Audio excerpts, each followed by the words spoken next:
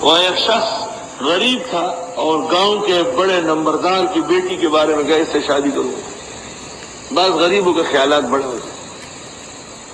نمبردار کو پتہ چلا عمر تو پختوں کے ملک والے ناغو والو ډېر زیات بیا به زما لور والے خیر والو اس نے مارا اس غریب کو بہت پٹائی لگائی،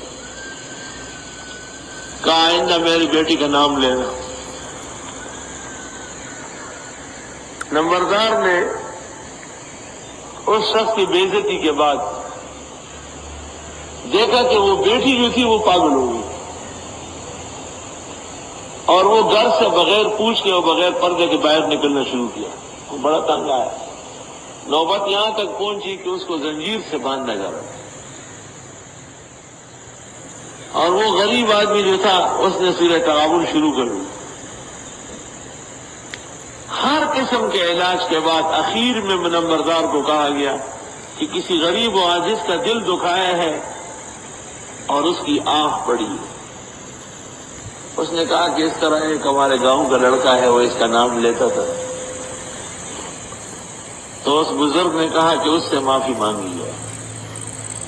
تو وہ آیا اس کے گھر اور اس کو کہا کہ بس معافی بھی مانگتا ہوں اور لڑکی تیار ہے، بس آپ شادی کر لو۔ وہ تو ویسی دیوانی تھی، وہ جب نکاح ہو گیا وہ بالکل صحت مند ہو گئی۔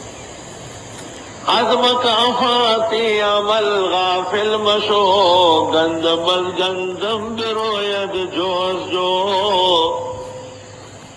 آج لوگ اس لیے فیض نہیں ہوتا، بس ایک وظیفہ کر لیا فوراً مجھے لکھ لیتے، میں نے کر لیا کام نہیں ہوا۔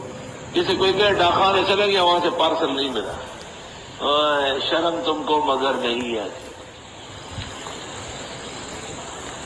جو لوگ یہ کہتے کہ ہم نے کیا اور کام نہیں ہوا، امام غزالی نے لکھا ہے بادشاہ کو چاہیے ان کی گردنیں کاٹے، یہ خدا کی ذات و صفات کے منکر ہے، اجرت کی کیا ضرورت ہے؟ حدیث میں ہے اللہ بندے کی دعا قبول